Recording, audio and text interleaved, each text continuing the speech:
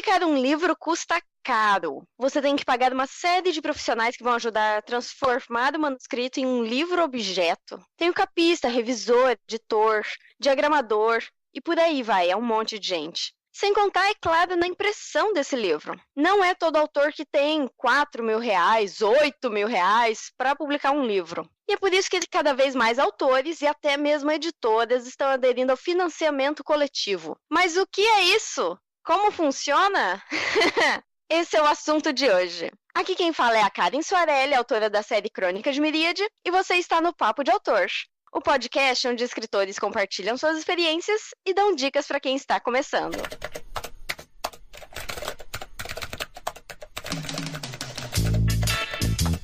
Começa agora Papo de Autor.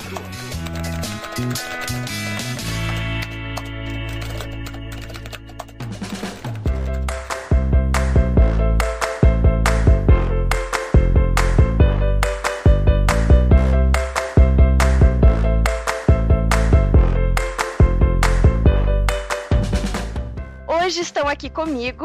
Oi, eu sou a Camille Girão, eu sou autora de Fish Eye, que vai ser lançado agora em abril. Também já escrevi o Yume em 2011 e Outubro, lançado em 2013, e agora na Amazon. Bom, eu sou Cláudio Villa, eu sou autor de 2 livros, o Pelo Sangue e Pela Fé de 2007 e o Vento Norte de 2012. E alguns contos também, né? E alguns contos espalhados por aí também. Hoje nós temos 2 autores aqui e é muito interessante essa dinâmica porque nós temos o Cláudio que lançou o livro dele em 2012, quando o financiamento coletivo no Brasil ainda estava engatinhando. Ele foi um dos primeiros, eu só não digo que foi o primeiro porque eu não tenho certeza, Cláudio, mas você pode me corrigir. Mas foi um dos primeiros financiamentos de livro a dar certo no Brasil. E nós temos a Cami que acabou de terminar o financiamento dela, então tá fresquinho, o livro acabou de ser produzido, deve começar a chegar agora para as pessoas, né, Cami? Já está, Cami, estou super ansiosa. Aliás, na hora que esse podcast for ao ar, eu acho que todo mundo já vai ter recebido. Yay! Então, nós temos 2 trabalhos que os 2 foram para o financiamento coletivo, mas são 2 experiências diferentes. E é importante falar que os 2 já tinham lançado trabalhos antes, então ele já tinha uma base pra saber por onde começar. Mas antes da gente começar esse podcast, eu quero avisar você que tá ouvindo que o Papo de Autor tem um grupo no Facebook. É facebook.com/groups/Papo de Autor Oficial. Você pode entrar lá que eu tô sempre fazendo perguntas, chamando o pessoal pra interagir. Inclusive você vai ouvir eu falar sobre algumas opiniões aqui no podcast, que é do pessoal que deu opinião lá. Então entre no grupo e participe. Mas agora vamos ao que interessa. Cami, será que você pode explicar para o pessoal, afinal de contas, o que é um financiamento coletivo? Para quem nunca ouviu falar nisso, o que é? Então, não tem muito segredo, né? Financiamento coletivo, tudo que você precisa ter é um projeto. E se você não tem recurso para poder botar esse projeto em prática, você pode usar dessa ferramenta do financiamento coletivo para arrecadar fundos. Basicamente é isso. E os projetos podem ser ou de literatura, ou envolvendo quadrinhos, ou projetos sociais, ou jogos, enfim, é uma infinidade de projetos que você pode conseguir colocar na internet para arrecadar esse dinheiro para viabilizá-los. Basicamente é isso, não tem muito segredo. E quais são as plataformas que dá para usar para isso? Porque eu não vou simplesmente mandar o meu dinheiro, né? Sim. Bom, a mais famosa, pelo menos que eu conheço, é Kickstarter. Tá.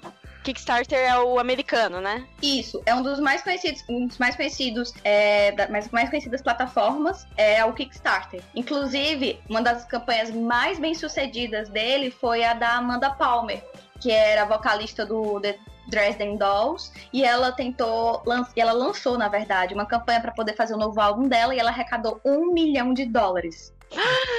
Uau! Muito mais do que ela precisava. Foi uma campanha, assim, de sucesso estrondoso. Ela precisava de coisa de cerca de 25 mil. Tanto é que, por causa desse sucesso e tudo da campanha, ela acabou ganhando espaço para fazer uma palestra sobre isso no TED, que é muito bacana a palestra dela, muito, muito boa. Que, inclusive, também eu assisti para poder encaminhar o meu financiamento.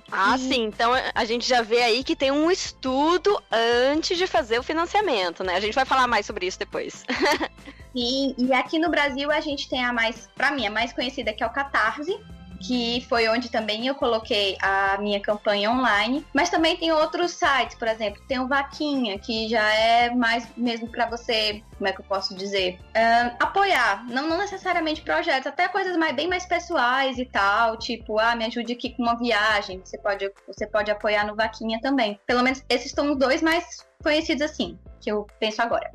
Mas eu não vejo o Vaquinha dando tão certo. Assim, geralmente eu vejo o pessoal que, por exemplo, uma pessoa tá doente, precisa de ajuda pra pagar o tratamento, e aí vai no Vaquinha, os amigos eles ajudam com dinheiro, assim, de coração, sem receber nada em troca, né? O Vaquinha é mais de arrecadar mesmo esses fundos e tal, não é tanto voltado, mas tem gente que usa também pra esses projetos pessoais. É que o Vaquinha você não predispõe de uma recompensa pra quem ajuda, né? Acho que essa é a principal diferença. É importante falar sobre as recompensas dos projetos, dos financiamentos coletivos. Você ajuda a pessoa e você recebe algo em troca dessa ajuda.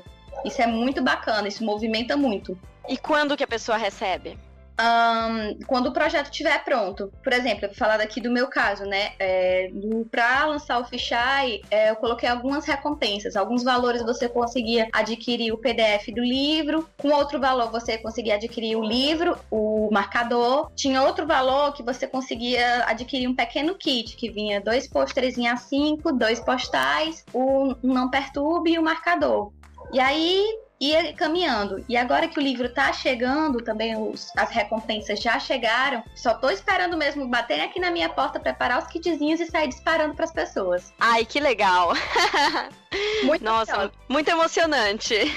Então, basicamente, você tem um projeto, uma ideia, uma coisa bem legal que você quer fazer, não tem o investimento, né? Porque essas coisas são caras. E em vez de tirar o dinheiro do bolso, publicar o livro e depois tentar vender o livro de um, você coloca na plataforma, as pessoas ajudam, elas pagam primeiro. Se por um acaso não bater a meta, elas podem ter o dinheiro de volta, dependendo. Hoje em dia tem uma opção flex, que é um pouco diferente, né? Mas o tudo ou nada, a pessoa pode receber o dinheiro de volta, se por um acaso não der certo o projeto. Então é bem seguro, as plataformas são seguras, tem o Catarse, tem também o Kikante, que eu ouvi falar muito bem. Mas assim, hoje em dia, esses financiamentos coletivos estão bem conhecidos, bem populares, né? Muita gente já conhece. Só que em 2012, Cláudio... Faz tempo, hein? Nossa, faz mais tempo do que... Assim, quando eu me dei conta de que faz 5 anos, eu tomei um susto. Porque pra mim foi ontem. E como que é... Como que era em 2012? Como que foi essa chegada? Porque tinha acabado de chegar o financiamento coletivo no Brasil, né? A gente até tinha o Kickstarter, mas a pessoa precisa de cartão internacional, é bem mais trabalhoso, né? No Brasil realmente foi novidade. Você fez até a pergunta se o meu livro foi o primeiro a ser financiado no Brasil. Eu não sei dizer quanto livro, sim, mas até onde as minhas pesquisas me mostraram, livro de literatura fantástica realmente foi o primeiro.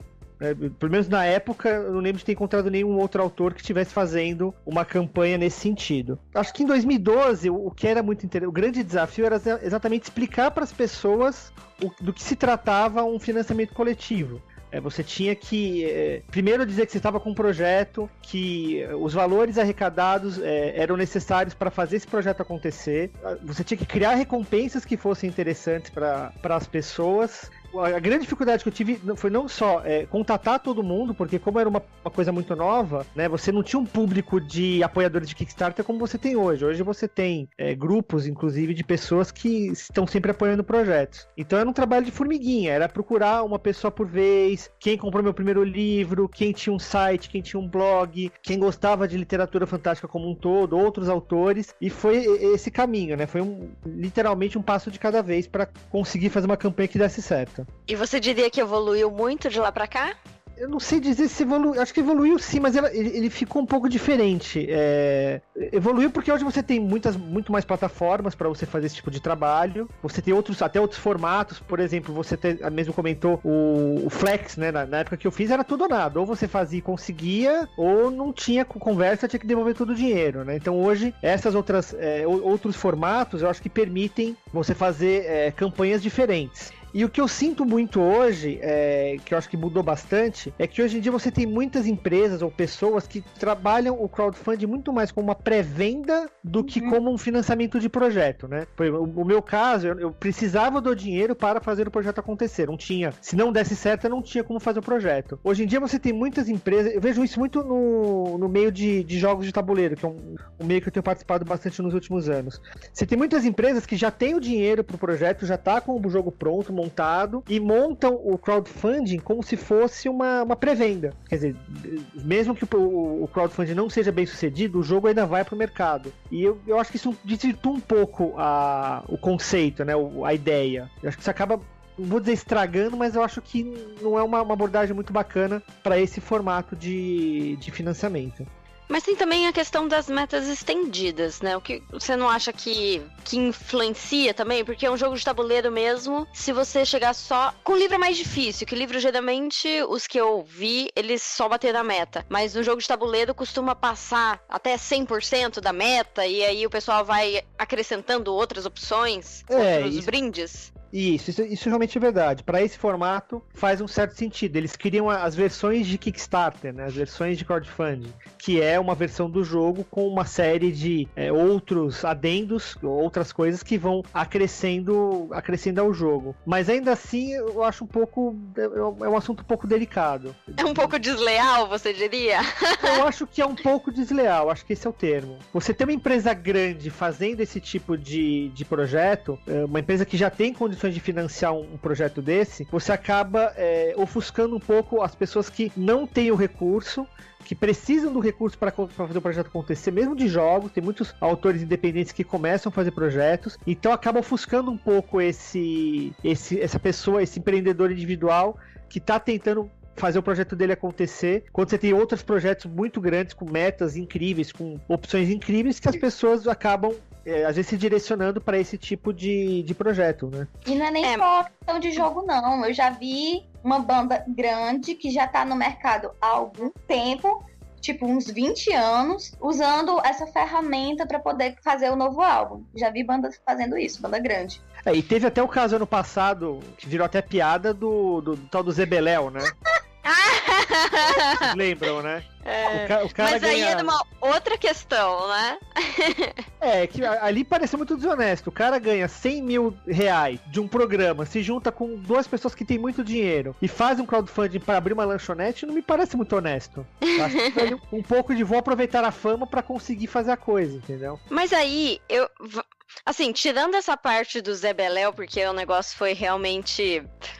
Bom, quem quiser saber, eu vou deixar o link aí pra vocês entenderem. Foi realmente frustrante, assim, revoltante, mas tirando isso, voltando às empresas grandes que têm investimento e mesmo assim lançam financiamento coletivo, eu vou fazer aqui o papel de advogado do diabo, né? Porque, por um outro lado, existe uma vantagem muito grande para os produtores independentes, que é o seguinte: o seu projeto vai estar do lado do projeto insira aqui um projeto muito grande, sabe? No Kickstarter, digamos, Zombicide.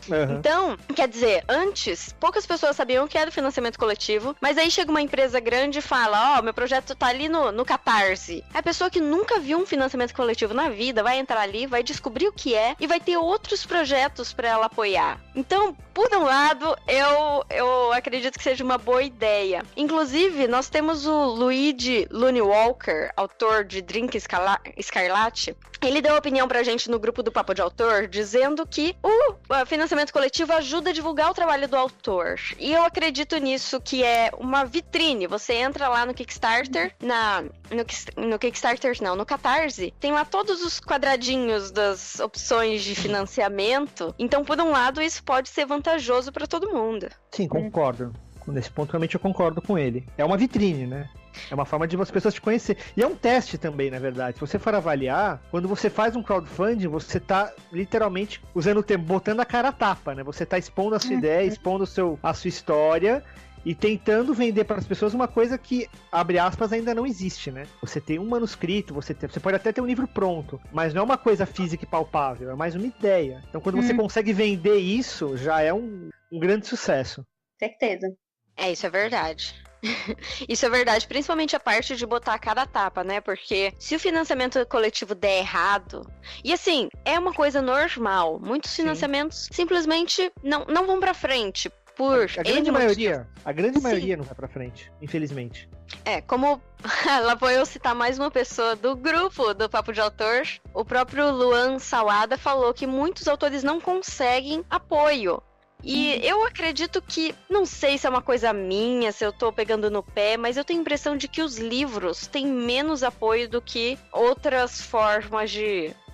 Outros tipos de projetos que sejam mais visuais, como jogos de tabuleiro, ou jogos de videogame, ou porque... HQ, né?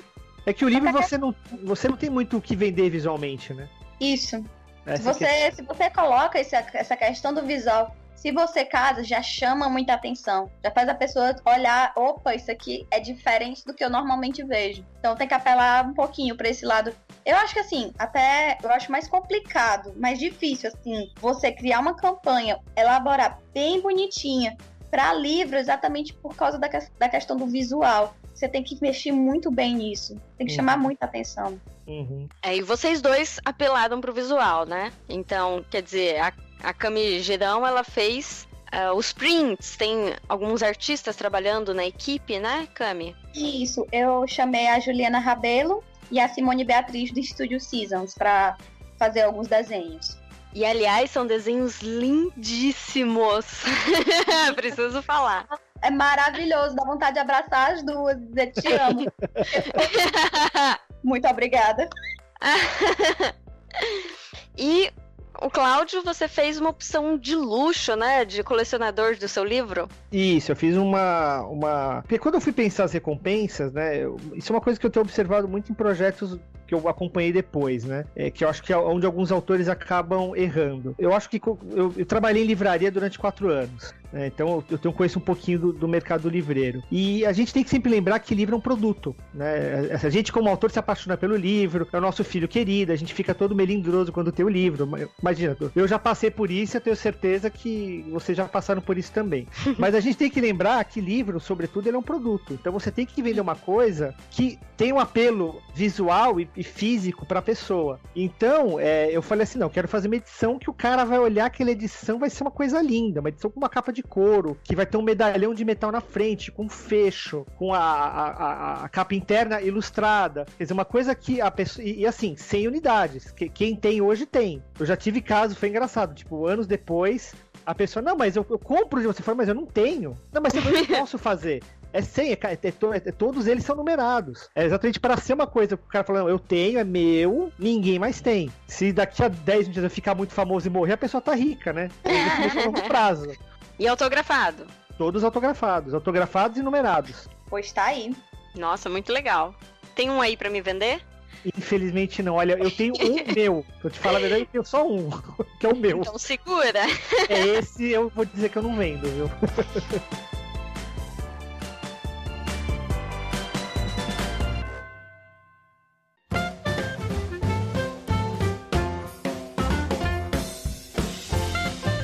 Certo, pessoal, vocês falaram sobre várias questões relacionadas ao financiamento coletivo. Também a Cami chegou a falar sobre estudo antes de lançar o financiamento, mas eu quero saber de vocês o que vocês precisaram fazer antes de lançar, porque antes de você dar o play na campanha, para começo de conversa você tem que ter uma página bonita, com conteúdo. Eu vejo muitos projetos de financiamento coletivo que você entra na página, tá escrito só assim, oi, eu sou autor desse livro tal, me ajudem a lançar. E aí você fala, gente, cadê a sinopse, cadê? Eu preciso de mais informações para comprar essa ideia. Então, tem toda uma equipe envolvida, né? Ilustradoras. O que vocês precisaram fazer antes de dar o play, de dar a cara a tapa? Não sei, digamos se sorte. É porque, como o Fichai saiu pela Wish, a Marina Ávila, que foi quem fez todo o projeto gráfico e a editora da Wish, fez toda a parte visual da campanha de Fichai. E ficou a coisa mais linda do mundo. Então, isso já dá um apelo muito grande. Já deu um apelo, assim, enorme. As artes ficaram muito bonitas. E aí, bom, o Catarse, ele dá a possibilidade de você gravar um vídeo. Então, estava lá eu com o cabelo muito lindamente rosa, Demais, incrível. Vamos gravar um vídeo pra colocar no Catarse. Rapaz, que vergonha foi, mas deu certo. Mas o vídeo ficou lindo. Deu certo, Gente, não dá pra ver, mas eu estava me tremendo de vergonha. Porque eu na frente de vídeos não funciono. E o bom é que depois saiu no jornal a campanha. Então estava lá, Camille Girão de cabelo rosa no jornal. Jornais de Fortaleza. Muito bom. Eu pensei que o cabelo rosa fizesse parte da estratégia de divulgação. Não, na verdade, assim, contando o segredo, foi porque eu disse pra minha amiga que ia casar naquele mês que eu ia pro casamento dela de cabelo rosa. Então... Mas fez sucesso, chamou a atenção também.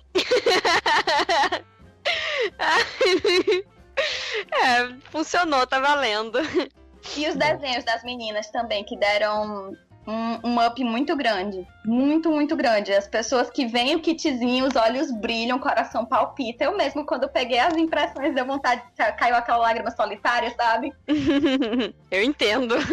E me diz uma coisa, Cami, como que foi essa questão sua do relacionamento com a Wish? Você já conhecia a Marina antes? Já, a Marina fez a capa de todos os meus livros até agora.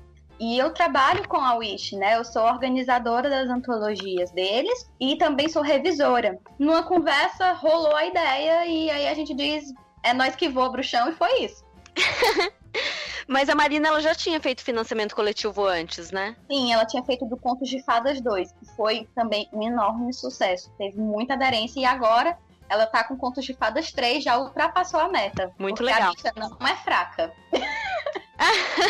Bom, até esse podcast ao ar, ele já vai ter saído, já não vai estar mais em financiamento coletivo, é uma pena, mas eu vou deixar o link aí na descrição do podcast mesmo assim. Aliás, todos os links que a gente citar aqui, inclusive do financiamento da Cami e do Cláudio, vai estar na descrição. Se você tá ouvindo esse podcast pelo portal do Cultura Nerd Geek, vai estar no post. Se você tá no YouTube, vai estar na descrição. Se você tá no iTunes, aí não sei, entra aí no site e confira. E você, Cláudio, o que mais que você teve que saber? Você precisou calcular orçamento dessa sua edição de luxo, né? Precisei. Só aproveitar uma curiosidade que eu acho interessante pro pessoal que tá ouvindo. A Marina Ávila, inclusive, fez todo o projeto gráfico do meu livro também. Ah, é? Todo o projeto gráfico interno. O projeto, a capa não, a capa foi a Daniele, né? Mas o projeto gráfico interno foi todo a Marina Ávila. E eu sou apaixonado pelo projeto gráfico dela. Ficou lindo. Marina arrasa demais. Ela arrasa, realmente foi... Deu trabalho, viu? Mas ficou muito bacana esse projeto, foi muito legal. Eu tive que fazer o cálculo. Na verdade, o cálculo da edição de luxo foi até engraçado, porque eu vou ser sincero, eu sou um cara de humanas, eu não sou um cara de exatas, e matemática nunca foi meu forte, né? E quando eu fui fazer o cálculo pro projeto como um todo, eu calculei preço de capa, impressão e várias coisas. Foi até um amigo que me ajudou muito, a gente montou uma planilha imensa para fazer esse cálculo. E eu tinha calculado um valor...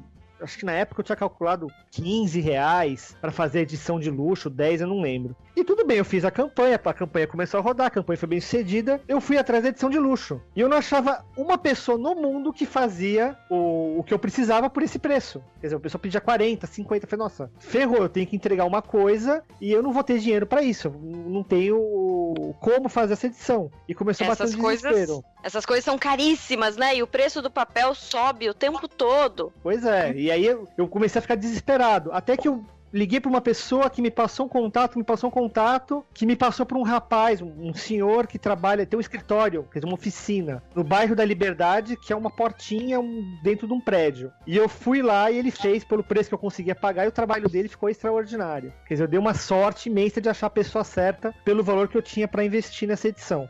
Questão dos custos é uma coisa muito importante a ser levada em conta. Com certeza. Qualquer errinho de cálculo já pode ser um grande problema pro seu projeto, mesmo se ele tiver sido bem financiado. O meu mesmo mesmo com o valor que eu consegui arrecadar, eu tive que bancar um pouquinho. Não foi muito, né? Foi plausível de fazer, mas ainda assim eu precisei, por conta de algumas variações de valores e tal, eu precisei tirar um pouco do bolso, mas foi infinitamente menos do que se eu não tivesse arrecadado nada, né? E você ficou com algum livro depois para vender, Cláudio? Eu fiquei com alguns, muito por conta... a gráfica cometeu alguns erros, né? Eu tive um problemão com eles, porque eles me imprimiram uma edição errada, com um monte de problema, teve que voltar, teve que reimprimir, e por conta dessa reimpressão eles acabaram, como compensação, imprimindo alguns livros a mais. Mas foi coisa de 30 exemplares, mais ou menos, que eu tive para poder revender depois. E você, Cami, como que funciona a questão com a editora? Vai ter depois livro para vender no site? Sim, vai ter sim. Vai ter... já tá, na verdade, disponível no site para venda. Porém, eu também tô com alguns livros para vender comigo. Então, e os livros que estão comigo também estão com kit. Ou seja, corre, galera. Garanto o seu antes que acabe. E agora, assim, na hora que o podcast já tiver e for ao ar, já vai ter passado. Mas estamos aí caminhando para lançar o livro na Bienal do Ceará, que é agora em abril. Legal. Nossa, que legal. Ih, gente, desculpa, esse podcast vai ao ar em, deixa eu ver, 20 de maio. Então, acho que já passou. Já vai ter passado, vai ter sido um sucesso. Vantagem de gravar podcast com antecedência é ficar tudo tranquilo na edição, o editor adora. Mas o problema é isso, né? Um monte de coisa legal acontecendo e até ir ao ar já vai ter passado. Mas tudo bem, a gente confere as fotos. Trate de tirar muitas. Cláudio, você citou que você entrou em contato com várias pessoas, outros autores, blogueiros e tudo mais. Uhum. Você fez alguma coisa dessas antes de lançar o seu financiamento ou fez depois que o financiamento já estava no ar, para questão de divulgação? Não, a divulgação foi feita depois do financiamento, mesmo porque a história desse financiamento ela é um pouco complicada. Então conta aí a história. Nossa, vamos lá. Digamos que é uma história complicada que eu considero uma história de superação, mas vamos lá. Acontece o seguinte, a história é boa. Eu terminei esse livro por meados de 2010. E eu tava com o livro, o manuscrito, na verdade, pronto. E como 99,9% dos autores nacionais, eu fui atrás das editoras para poder conseguir uma publicação. Nessa época eu já tava um pouquinho mais no meio da Litfan, como a gente chama os escritores de literatura fantástica no Brasil, conhecer já algumas pessoas. E fui bater em algumas portas de algumas editoras menores para tentar vender a ideia. Depois de um monte de nãos, eu consegui uma editora que topou fazer o lançamento do livro, eu fechei com o editor, tudo, e ele designou para ser a editora do livro uma pessoa desse meio, que é uma pessoa bastante conhecida. E o que aconteceu? O processo durou por volta de 1 ano e meio, só que com o passar do tempo, né, houve uma série de problemas, uma série de atrasos, o livro foi atrasando, e isso acabou azedando um pouquinho a relação que eu tinha com a editora. Chegou um ponto que o editor falou, olha, a gente desistiu, não vai mais lançar, cancelou o projeto. Falei, tudo bem, faz parte, né, acontece. E aí, por conta disso, eu tava com o livro na gaveta e resolvi falar, não, então eu vou tentar lançar, vamos ver o que acontece, vou tentar o financiamento coletivo, que era novidade na época. E aí, montei toda a campanha, foram mais de um mês para montar a campanha, para gravar o vídeo. Eu fiz que nem a Cami, fui gravar um vídeo comigo falando, ficou uma coisa horrorosa, eu morrendo de vergonha. Aí eu resolvi fazer desistir, fiz um vídeo diferente, para quem for visitar a página vai ver. Eu fiz um vídeo muito, muito legal, diga-se de passagem. Uma outra abordagem, né, um pouco diferente. E lancei a campanha, comecei a conversar com alguns autores. Infelizmente, nesse meio, a gente tem pessoas muito boas e pessoas que não têm uma índole muito bacana. Inclusive, essa pessoa que era editora, ela chegou a difamar meu nome no meio, chegou a solicitar que as pessoas não apoiassem o meu projeto. Foi uma coisa muito chata. Infelizmente, isso aconteceu. Infelizmente aconteceu. Mas pra quê, minha gente? Ai, cada um que vive a sua vida. Pois é, foi uma coisa muito... Eu soube porque teve um autor amigo meu que me contou, falou, olha, a fulana tá fazendo isso. Só pra você saber. Eu falei, não, tudo bem. Então eu falo que foi uma história de superação que mesmo com todos esses reveses, né, eu tive autores amigos que me ajudaram, que me apoiaram, que divulgaram, e teve aqueles que me ignoraram completamente. E eu digo que foi uma história de superação porque mesmo com todos esses reveses, né, eu consegui fazer a campanha virar, consegui fazer a campanha ser bem sucedida. O objetivo final eu nunca alcancei, né, infelizmente, porque a minha ideia sempre foi pagar os profissionais competentes para montar todo o livro, ou seja, um revisor, um copydesk, a capista, o diagramador, montar todo um projeto, né? Vender, quer dizer, entregar as edições de crowdfunding para quem tivesse me apoiado naquela época e depois vender esse projeto para uma editora fazer um lançamento comercial. E infelizmente isso até hoje não aconteceu. Tenho esperança de um dia encontrar algum editor que veja o livro, que acha que ele tem algum potencial e que queira abraçar o projeto. Mas eu acho que só o fato de você se lançar num financiamento coletivo, dar a cara a tapa, literalmente, e você conseguir convencer pessoas, porque no começo você convence seus amigos, a família, é uma coisa que vai de dentro pra fora. Mas quando você começa a convencer pessoas de fora do seu círculo a apoiarem sua ideia e depois lerem e falam, nossa, gostei, achei bacana. Tem uma menina que me pede continuação até hoje. O tempo todo, não, mas você não vai escrever outro? Eu falei, vou, mas calma, eu tô tentando e tal. Então acho que isso já foi uma grande vitória pra mim. Não seria o caso de você investir seu tempo em um outro projeto e tentar vender de novo pras pessoas que já compraram esse? Elas não vão comprar de novo o mesmo livro, né? Mas elas podem comprar um outro livro que você vier escrever.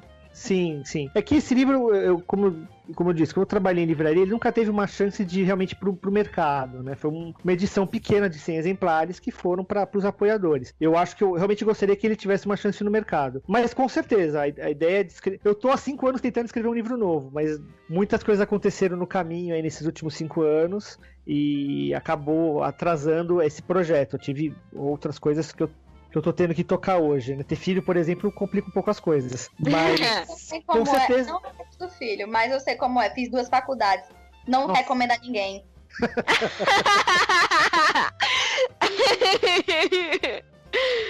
Mas com certeza é uma coisa que eu tenho vontade de fazer, sim. Quando eu conseguir terminar um próximo livro, muito provavelmente eu vou seguir pelo caminho do financiamento coletivo novamente. Poxa, legal. Gostoso ouvir isso de alguém que já fez, sabe? Dá uma... Porque assim, eu mesmo, os meus livros, eu nunca fiz um financiamento coletivo dos meus livros. Eu sempre investi primeiro e vendi depois. São independentes, né? Uhum. Mas eu participei muito de perto do financiamento coletivo do jogo de tabuleiro do meu marido, Luiz Breck. Ele lançou o Dwarfs por uma editora pequena, né, canadense. Eles lançaram a primeira edição, e aí na segunda edição eles quiseram fazer algo bem maior, lançaram um Kickstarter, foi incrível. Passou a meta, assim... 2.000% da meta passou. Uau. Foi um desespero, porque a meta foi passando e ele, gente, o que a gente dá de meta estendida? E aí, foi muito bacana, a comunidade apoiou muito, inclusive com traduções. Então, eu tenho... A pouca experiência que eu tenho com Kickstarter, porque não foi um projeto exatamente meu, né? Mas eu tava muito perto. Foi muito emocionante, muito positiva. Então, eu espero um dia poder fazer um financiamento dos meus livros também. Claro que financiamento de livro é uma coisa menor. Financiamento no Brasil é uma coisa menor, né? Pra você comparar com o Kickstarter. Mas, mesmo assim, o valor é o mesmo. Eu quero um dia fazer um financiamento, acho a ideia excelente, sou uma entusiasta, tanto é que eu chamei vocês aqui pra falarem sobre isso. Legal. E pra mim é muito bom ouvir você dizendo que faria de novo. Eu vou até perguntar pra Cami e acho que ela vai concordar comigo. O momento que você vê a meta bater é uma coisa simplesmente extraordinária. Eu lembro que eu tava na casa de um amigo, eu tava gritando que nem um louco, abracei todo mundo, falei, gente, bateu o quê? A meta, que meta? O pessoal tava nem entendendo o que tava acontecendo, né? Não era nem só quando eu vi a meta batida. Tipo, já conseguia 5%, mas 5%. Aí fazia a dancinha da vitória. Era desse Depois jeito. de ter a meta, a gente dobra a meta, né? Olha, eu vou falar, pra quem pretende fazer financiamento coletivo, prepare-se, não é para os fracos de coração, viu? Não é.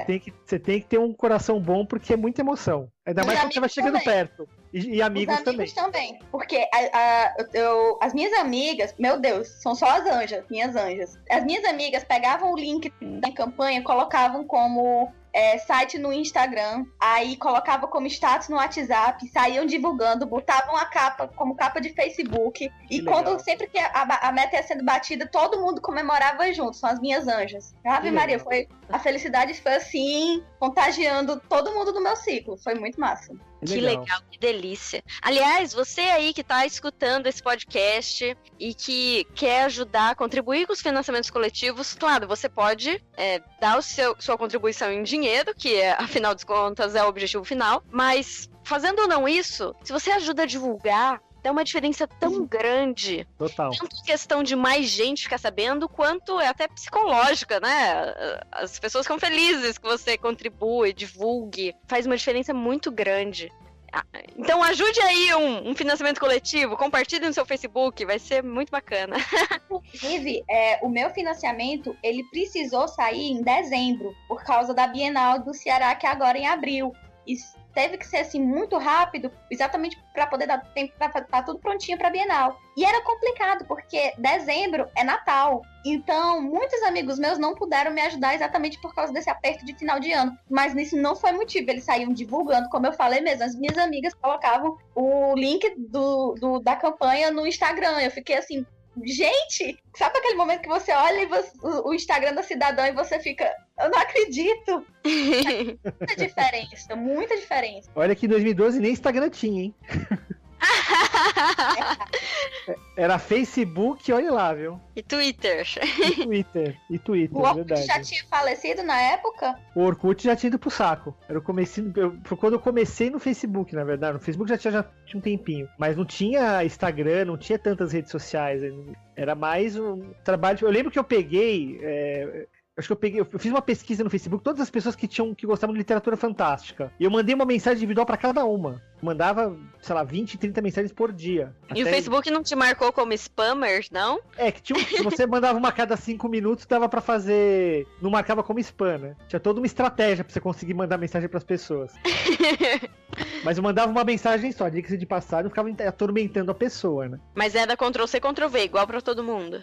Basicamente sim. Você sabe que eu tive gente, porque quando você manda mensagem assim, a pessoa não te conhece, ela tem que autorizar a amizade, né? Você sabe que eu tive gente que autorizou minha amizade, tipo, esse ano passado. Tipo, 4 anos depois. Eu entendo essas pessoas. Eu entendo, porque eu mesma vivo entrando... É o que eu digo. No Facebook, a caixa de spam tem uma caixa de spam. Exato. Então, quando eu digo caixa de spam, eu tô falando, na verdade, a caixa das pessoas que não são o seu contato. Mas essa caixa tem uma... Nossa, eu vivo encontrando mensagem perdida lá dentro. Não, fora que agora, na última atualização, ele te avisa quando você tem uma mensagem na caixa de spam, né? Isso é maravilhoso. Antigamente não tinha, não avisava. Você tinha que ficar descobrindo. Beleza, mas, Cami, fora as suas amigas, teve algum tipo de divulgação que você planejou antes de começar a campanha? Ou você também divulgou depois que a campanha já estava no ar? Assim, eu vou ser sincero, eu estava pensando em financiamento coletivo desde 2014. Você lançou o seu primeiro livro, você lançou na Amazon, né? Formato digital, não? Não. O primeiro livro foi lançado em 2011 por uma editora que nem existe mais e também me deu muita dor de cabeça, então... Nossa, sem paz, editora. Sempre a gente tem nessas histórias meio obscuras. Os 2 primeiros livros, na verdade, foram com 2 editoras que me deram muita dor de cabeça, enfim, o retorno não foi legal. E aí foi quando eu entrei na Amazon. A Amazon chegou aqui no Brasil em 2013, né? Em 2013 eu lancei o Yume pela Amazon. É importante dizer que o Yume não tá mais disponível. Tem motivos pra isso, depois eu explico. E em 2014, no iníciozinho de 2014, eu lancei o Outubro. E em 2014 foi quando eu tive contato pela primeira vez com o financiamento coletivo. Foi quando eu apoiei meu primeiro projeto. O primeiro que foi Os Vestidos de Frida, da Cristine Ferreira Azi, e ilustrado pela Juliana Fiorese. Ai, que legal, eu apoiei esse projeto também. Lindíssimo. Bate aqui. Tá! Eu apoiei os Vestidos de Frida. E gente, que sensacional essa ideia de financiamento coletivo, né? E aqui na minha cidade teve um que também foi bem sucedido, que era o Pânico no Zé Walter, do Thales Rodrigues. Que era um quadrinho jornalístico, isso foi o TCC dele, contando sobre uma lenda urbana daqui da minha cidade, que era a lenda do corta-bundas. O nome é bem estranho. Adorei o nome. Onde é que eu compro esse livro? Atualmente, ele tá saindo pela editora Draco. Eu acho que o título é Corta-bundas. Não tenho certeza, mas é maravilhoso, porque... É uma lenda urbana é uma lenda urbana dos anos 80 daqui e que estava se perdendo na memória das pessoas e o Thales resgatou e fez esse quadrinho jornalístico para falar sobre essa história. Muito bom o quadrinho dele. E aí eu conheci o Thales, assim, na verdade não conhecia, assim, não de falar com ele, mas eu fui para uma palestra dele em 2014, na Feira das Profissões que teve aqui, que ele falou sobre o financiamento coletivo. E aí eu fiquei matutando aquela ideia. Passei um bom tempo matutando, enquanto isso apoiava outros projetos, lia mais e tal. Tive contato com essa palestra da Amanda Palmer, que também foi naqueles momentos de será que eu realmente faço? Será que eu vou ter ajuda? Será que vai me dar algum retorno ou vai flopar, né? E aí também fez todo o diferencial. E, enfim, foi muito tempo até eu decidir. E era assim, sempre pesquisando, sempre falando com as pessoas, vendo como é que poderia ser feito. Uma das coisas muito interessantes que eu aprendi você tá com a campanha de financiamento coletivo, você vai lançar seu financiamento coletivo. Aí é legal você ter um certo círculo de pessoas próximas e dizer assim, olha, fulano, data X, eu vou lançar minha campanha. Você pode ajudar? Se a pessoa puder lhe ajudar, ela já tá sobre aviso. Quando a campanha lançar, você só avisa, tá no ar. Aí a pessoa ajuda. Isso já dá uma crescidinha na meta, já meio que um incentivo para outras pessoas te ajudarem, porque já dá a impressão de, olha, eu acho que vai dar certo, nas primeiras horas já tem uma ajuda, isso faz um diferencial muito grande. É até aquilo que eu comentei quando eu estava falando, que pelo menos a experiência que eu tive com financiamento coletivo é que você começa de um círculo de dentro para um círculo de fora. Você começa com o seu amigo mais próximo, com a família, aí você vai para aquele seu amigo conhecido, com o colega de trabalho, e a coisa, se a coisa funciona, ela vai abrindo a partir daí, né? E diga-se de passagem que as pessoas, em geral, estou generalizando, tá? De acordo com um estudo da University of Massachusetts, as pessoas, em geral, preferem apoiar um projeto que já está se saindo bem. Fato. Uhum. Então, você pede pro seu pai, pra sua mãe, pra sua esposa, pro seu filho apoiar, quando o projeto ainda não recebeu apoio nenhum, que a pessoa vai fazer pela amizade, sinceramente. Uhum. E aí, depois disso, as outras pessoas vão ver que o projeto tá indo bem, as pessoas estão apoiando, muito provavelmente será bem sucedido, e aí a pessoa vai lá e dá um voto de confiança pra quem criou o projeto. Eu acho que, por exemplo, um dos problemas que a gente tem com as plataformas daqui, por exemplo, em relação ao Kickstarter, é que o Kickstarter, o que acontece? Você só consegue apoiar usando cartão de crédito. Tudo bem que isso limita um pouco o público. Mas no Kickstarter, como é que funciona? Você dá o seu apoio pro projeto. O Kickstarter só vai cobrar do seu cartão se o projeto for bem sucedido. Se o projeto não for bem sucedido, ele nem cobra. Aqui, como você tem outras formas de pagamento, débito, entre aspas, você paga pelo projeto e se o projeto não der certo, eles vão te devolver o seu dinheiro. Então eu acho que essa diferença acaba limitando um pouco as pessoas. As pessoas ficam com um pouco mais de medo de apoiar um projeto, porque ela vai dar o dinheiro, vai esperar, não deu certo, eu tenho que pegar meu dinheiro de volta. Eu acho que isso acaba prejudicando um pouco a experiência. Olha, eu vou ter que discordar. É feio discordar de convidado, mas Imagina. Eu acho que vou ter que discordar, sabe por quê? Porque eu tenho essa experiência próxima de lançar Kickstarter, né?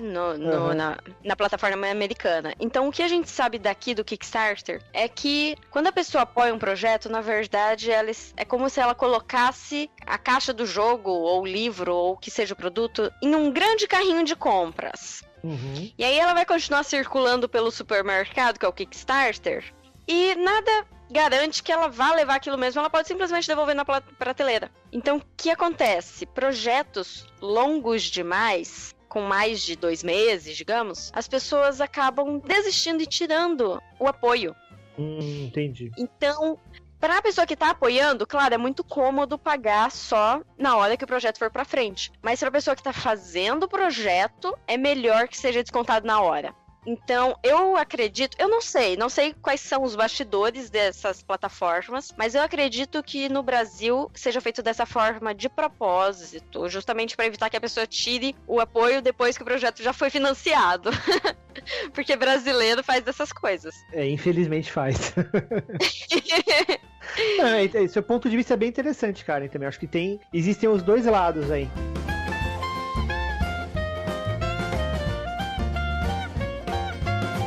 Agora, pessoal, eu quero saber de vocês o seguinte.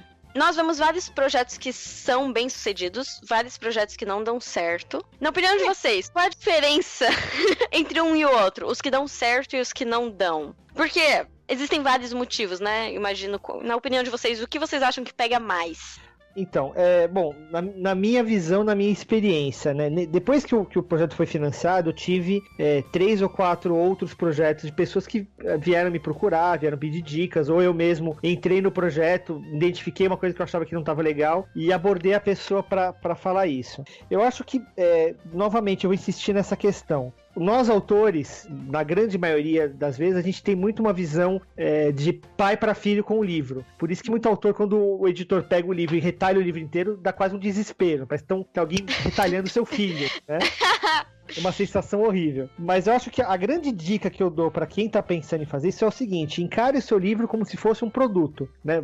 Novamente, eu trabalhei em livraria. Quando você entra numa livraria, você tem 40, 50, 100 livros expostos das prateleiras, nos móveis, etc. Qual livro você vai pegar para olhar?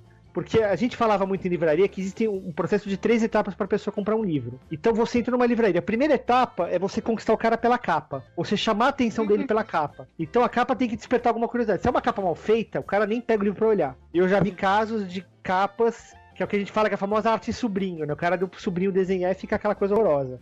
Então o primeiro passo é você ter uma capa que o cara fala: nossa, o que é essa capa? E ele vai pegar o livro na mão. Se ele pegou o livro na mão, você tem a sua primeira vitória. O passo seguinte, o que o cara vai fazer? A pessoa, né? Ela vai virar o livro e vai ler a contracapa. Então, na contracapa, você tem que ter um descritivo da sua história que atice a curiosidade da pessoa, que faça a pessoa ter atenção daquele livro. Se você conseguir fazer com que ela pega e abra o livro e leia a orelha, porque a orelha é o descritivo mais completo, você já está a um passo da pessoa levar o livro para casa. E eu acho que no financiamento coletivo, o processo é muito parecido. Você tem que conquistar o cara com uma arte bonita de capa. Se você não tiver arte de capa ainda, alguma coisa que represente muito bem a sua história. Você tem que ter uma sinopse bem feita, você tem que ter uma descrição muito clara do que você pretende com o projeto, de como o dinheiro da pessoa vai ser investido, o que vai ser feito, recompensas que façam sentido, tá? Isso é uma experiência que eu tive também. Eu acho que muito autor, como se apaixona muito pela história, oferece recompensas que não fazem muito sentido.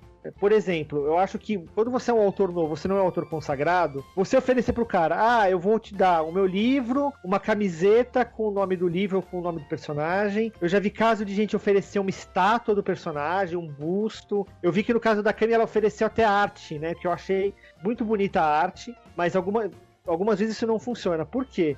No caso dela funciona muito bem porque é realmente lindo o trabalho que vocês fizeram dos ilustradores. Porque como a pessoa que está entrando nessa experiência, ela ainda não tem um contato com a história, não tem um contato com os personagens, acho que ela ainda não teve aquela coisa de se apaixonar pelo personagem, pelo livro ainda. É diferente de uma pessoa que lê Tolkien e lança uma edição maravilhosa do Senhor dos Anéis. A pessoa já sabe aquilo.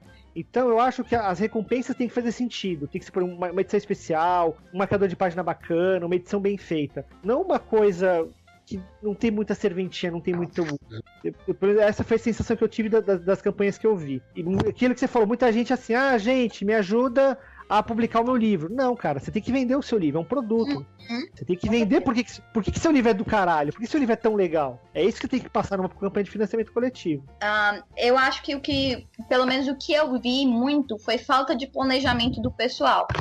Tipo, eu falo falta de planejamento, mas eu falo de vários fatores. Primeiro, divulgação. Coloquei minha campanha no ar. Aí fica, esperando, aí passa aquele montinho de feno com o vento e tal. Rapaz, você vai fazer um financiamento coletivo, você tem que meter sua cara e sair divulgando, assim, a torta e a direito, como puder. Voltando a falar do Thales Rodrigues. Ele, na época que ele estava lançando o Pânico no José Walter, ele fez uma festa de arrecadação de fundos para o financiamento coletivo. Nossa!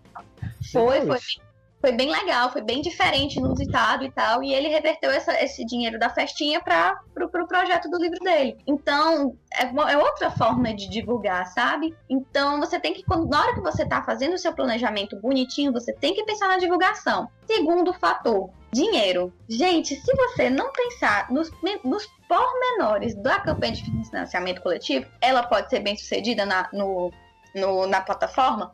Pode. Mas se você esquecer de contabilizar o valor do envio do seu projeto, do produto em si, para casa de quem apoiou, isso já vai lhe trazer um prejuízo. Isso é verdade. Então, tem que ser as coisas bem contadinhas, tipo, o valor de, por exemplo, valor de impressão, valor da recompensa, valor do frete da recompensa para sua casa, valor do envio do livro para sua casa, no caso, falando de livros, né? Valor do envio do livro para sua casa, valor do envio de tudo esse negócio aí para casa dos apoiadores. É muita conta, mas tem que ser feita, senão pode dar feio, sabe? E você tem que contar também que vai dar problema no processo. Vai atrasar, vai demorar, e é quase impossível você fazer um projeto desse e os valores saírem exatamente como você calculou, porque preço de papel aumenta, a gráfica dá problema, o preço do correio aumenta, quer dizer, tem N fatores que você, por mais que você se planeje, você não prevê, e você tem que ter uma margem, uma folga para lidar com esses contratempos. E outra coisa, também tem que colocar o valor que a plataforma cobra para poder botar seu projeto online, porque isso também já vi gente que não calculou o valor da plataforma e teve prejuízo. Por exemplo, o Catarse ele cobra 13%. Então vamos lá, se seu projeto vai custar tudo para você calculou, tá bonitinho, tudo certinho, vai custar R$5.000, você tem que saber quanto é 13% de 5.000 e colocar esse valor em cima, porque o Catarse come. Não, aqui, só voltando àquilo que você falou da divulgação, é um problema muito comum. A pessoa coloca o projeto no ar e fica esperando a intervenção divina das pessoas virem divulgar. Eu acho que a quantidade de e-mails que eu mandei pra site, pra blog, eu perdi a conta. Não sei quantos e-mails eu mandei. E cada 100 que você manda, um vai te dar um retorno positivo. Sim. E eu acho que o terceiro fator tem que apelar pro visual, rapaz. Se você não apelar pro visual, não tem retorno, sabe? Por exemplo, no meu caso, eu tive tanto essa ajuda da Marina, que ela realmente fez a arte da divulgação belíssima, como eu também tive os desenhos das meninas, né? Que são duas ilustradoras sensacionais, que já estão no mercado há algum tempo, já tem um nome, e chamou muita atenção. Por exemplo, aqui a Juliana é da minha cidade. Inclusive, a gente estudou junto na mesma escola. A gente é amiga de infância. E aí, quando as pessoas olhavam, ei, esse desenho da Juliana Rabelo, aí os olhos brilhavam. Aí, sim, é dela e tal. Aí a pessoa, eu já quero. Então, a gente pensou muito na questão do visual, porque chama muita atenção. Então, não é você fazer, por exemplo, qualquer coisa, de qualquer jeito, de qualquer modo. Exatamente. Não funciona se você fizer desse jeito. Então, tem que investir bonitinho também na apresentação, tem que deixar o negócio arrumadinho, bonitinho, limpinho e cheirosinho. E é importante também você ver dos outros projetos. Eu vejo muita gente que você vai ver lá, projetos criados, 1, que geralmente não deu certo. Projetos apoiados, 0. Né? Então... Gente, você tem que fazer parte da comunidade, tem que saber onde você tá entrando, ver o que os outros projetos fazem que dão certo, o que dá errado, o que você mesmo apoiaria e por que você apoiou certos projetos, que nem o Vestidos de Frida. Eu não sei você, Cami, mas eu apoiei porque os desenhos eram lindos! Sim, então, Juliana Fiorese é sensacional, meu Deus, sou fã daquela menina. E ela já fez outros projetos no Catarse, fazendo livros de arte dela, e já estava eu lá na primeira fileira, garantindo o meu, porque preciso na minha estante. Então, quer dizer, eu sei por que eu apoiei o projeto. Então, se eu fosse fazer um projeto meu, eu tiraria um aprendizado daí pra colocar no que eu criar.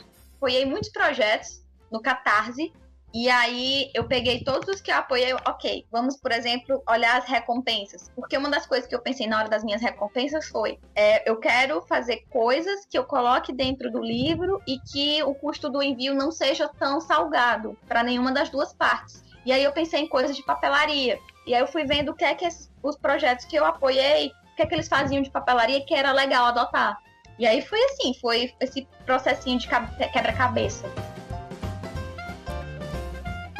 A gente falou aqui várias coisas que, pelo menos eu considero vantagem, né, num financiamento coletivo, que é, você não tem o investimento, você encontra pessoas que acreditam na ideia para te ajudar, você consegue divulgação pela própria plataforma. E até mesmo o Luiz Bruet, ele, que é o meu marido, né? Ele é board game designer, falou no grupo do Papo de Autor que você pode fazer propaganda sem ser taxado de spammer. Afinal de contas, você é um criador de conteúdo, tá tentando fazer o seu projeto dar certo. Sinceramente, quando aparece gente spameando a minha caixa de mensagem no Facebook, compre meu livro, compre meu livro, compre meu livro, isso é irritante. Eu ignoro. Eu ignoro. Agora, quando a pessoa está lançando financiamento coletivo, as outras pessoas têm uma tendência de relevar um pouco mais. Bom, pelo menos é a experiência que eu tenho em relação a isso. E também tem aquela questão de que o apoiador, ele se sente parte do projeto, né? Como falou o Santos Abacur Darlo. Nossa, que nome difícil, cara. Ele falou no grupo do Papo de Autor, o cara de Conceição do Araguaia, no Pará, disse que tem essa alegria quando o projeto é financiado. Até a Cami falou das amigas que ajudavam, todo mundo vibra junto. Então até agora são só vantagens, né? Mas eu quero saber de vocês, qual é a desvantagem de lançar um financiamento coletivo? Um de cada vez, um de cada vez. Vai lá, Cami. Pera, que agora deu tela azul, deu meme da Nazaré Tedesco pensando.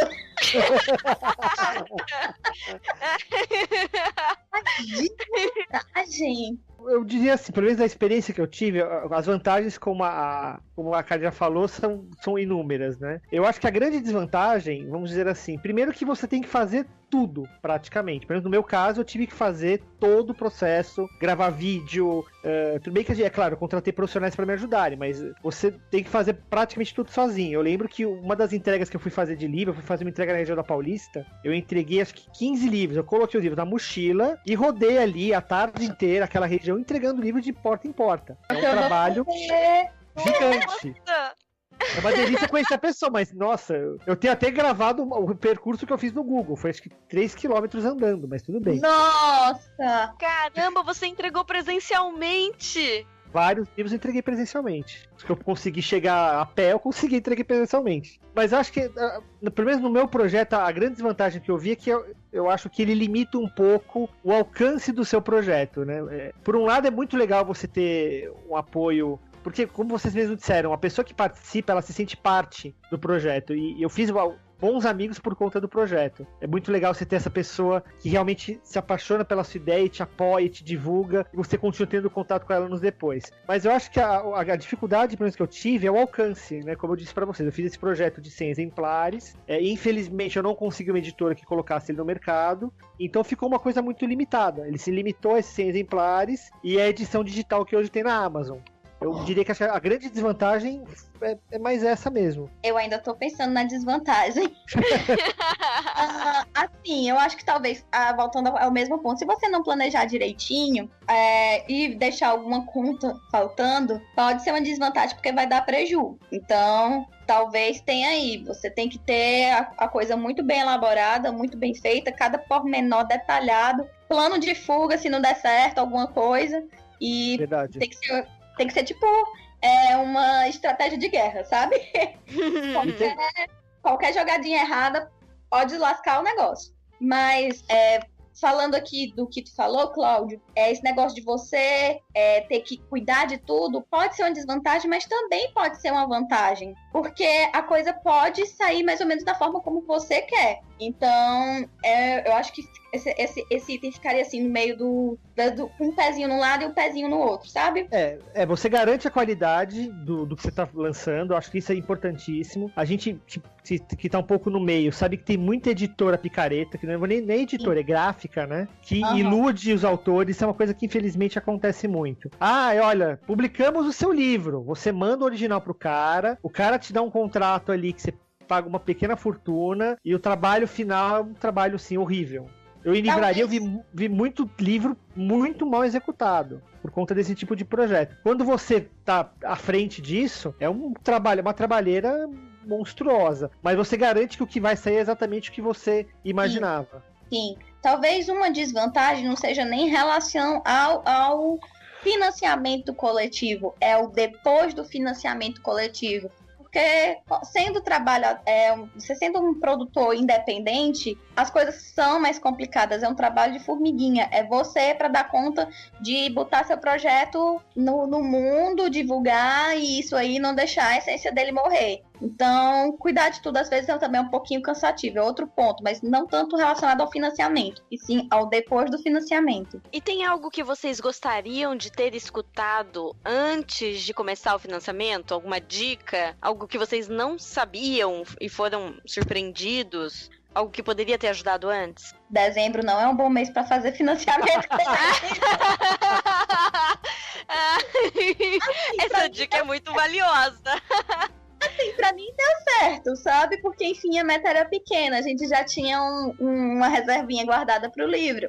Mas, talvez se eu tivesse feito um pouquinho antes de dezembro, tivesse ainda melhor sucedido. Mas, enfim, eu tive um bom motivo pra fazer isso, né? Era bienal. Mas, gente, se vocês forem fazer financiamento coletivo, dezembro não é um bom período, carnaval também não. E você vai lá pensar na Páscoa. Cuidado com a Páscoa. Você sabe que eu tenho uma curiosidade muito legal do meu livro, que eu acho que foi meio que um sinal divino, vamos dizer assim, né? Que quando você, na época que eu tava no Catarse, quando eu comecei o projeto, não era você que colocava a campanha no ar, né? Você montava a ideia, você passava a ideia pro Catarse, eles montavam a página e eles colocavam o projeto no ar. Então você tinha mais ou menos uma noção de que dia que ia pro ar, mas você não sabia exatamente quando. E o meu, coincidentemente, ele foi ao ar dia 7 de setembro. E pra mim foi uma coisa... Nossa, o dia da independência. Eu falei, nossa, isso tem um sinal aí, alguma coisa de que a coisa vai dar certo. Que massa. Legal. E alguma coisa que você queria ter ouvido antes, Cláudio? Eu acho que é um pouco isso que a gente conversou até agora, ter muito cuidado com todos os cálculos, todos os valores, que realmente assim, não é uma coisa para os fracos, não é uma coisa fácil. Você vai jambrar muito, você vai mandar muito e-mail, você vai ter que falar com muita gente. Eu acho que a dica teria sido essa: se prepare melhor para o que vai vir, porque é muita coisa, é muita informação.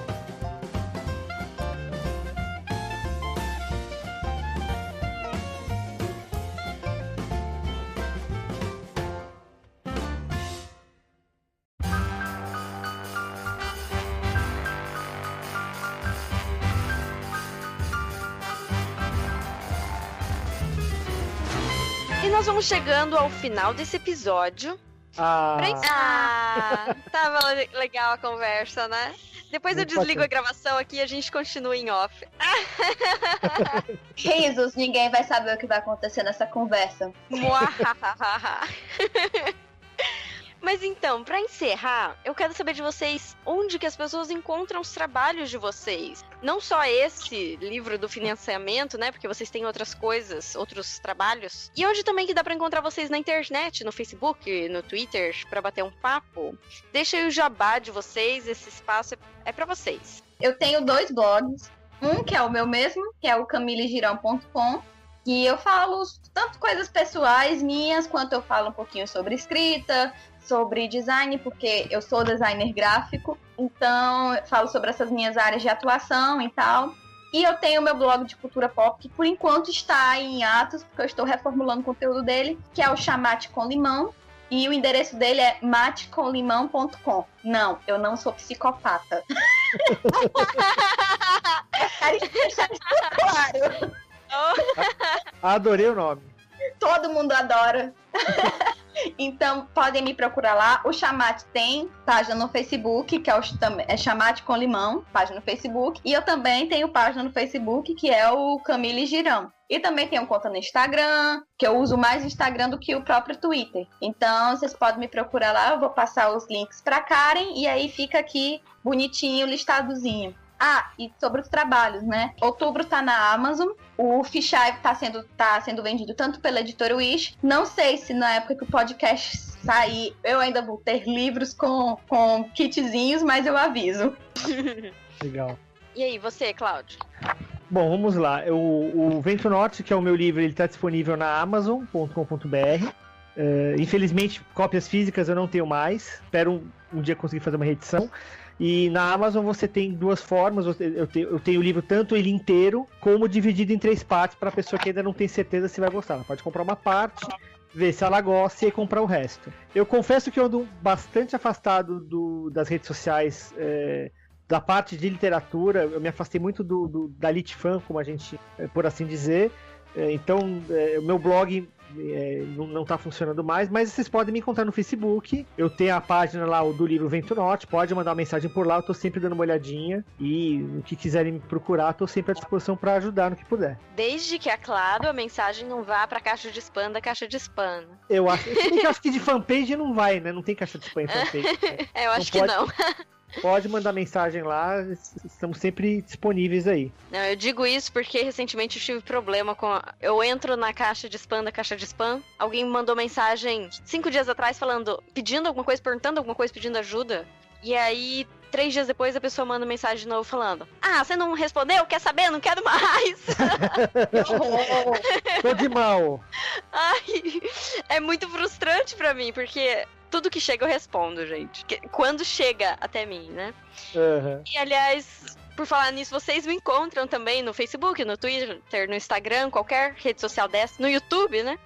/Karen Soarelli, eu tô lá. Os meus livros que não foram por financiamento coletivo, quem sabe um dia, né? Eles estão disponíveis na versão física, no cronicasdemiriade.com.br. Tem um Y em algum lugar aí, mas vai ter a lista de todos os links que a gente citou na descrição. E os e-books na Amazon, né? A Amazon fazendo a alegria dos autores independentes, é um lugar muito bom pra vender e comprar os seus e-books. E é isso aí, pessoal. Se você gostou desse episódio, faça como as pessoas que gostam de financiamento coletivo, chame os seus amigos pra escutar.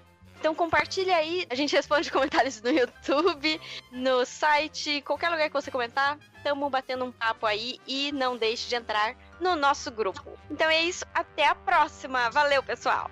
Obrigado, gente. Valeu! Uhul!